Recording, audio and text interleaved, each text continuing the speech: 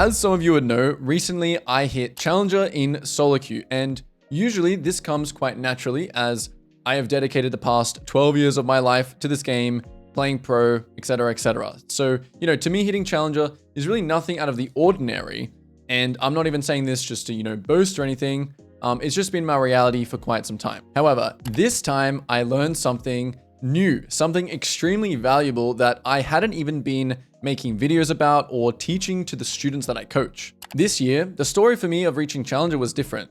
With my priorities changing, I'm coaching full time, I found myself with a lot less time to actually focus on grinding and improving myself.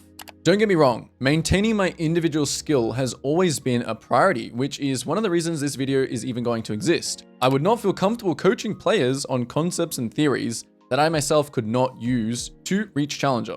So where am I going with all of this? Essentially, for the past 6 months, I myself became the student once again, going through the same trials and tribulations as the students that I coach.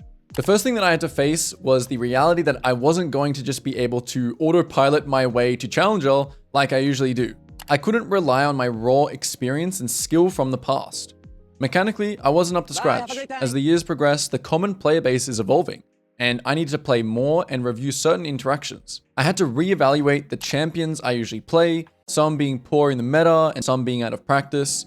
I had been coaching levels well below my own for such a long time that slowly, without knowing, formed bad habits that were not going to go unnoticed at a Challenger level. I reconnected with some Challenger friends to put myself in an environment where I was exposed to different perspectives and critical thinking about different situations, and I even got coaching from an old rival. I needed an outside perspective.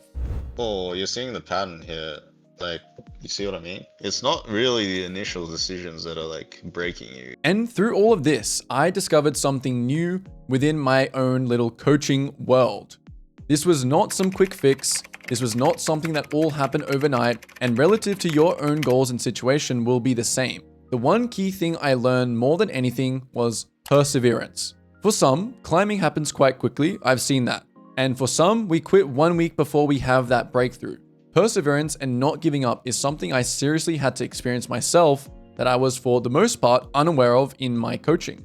Now, if I had to look back at when I was struggling and when I had the breakthrough, I would definitely have to give credit to the environment that I put myself in. Trying over and over without a proper support system or in the wrong environment leads to not only wasted time, but also potential. This is a big reason why I believe so many players have breakthroughs when joining something like the Jungle Academy. It is not always, because of the guides or the fundamental videos. A huge part is just surrounding yourself with like-minded people and having that additional support from coaches and mentors on standby. Just a Canyon VOD. I was looking at it the other day. Okay, perfect. Thank you. Yeah, so just go watch that and we can end it now.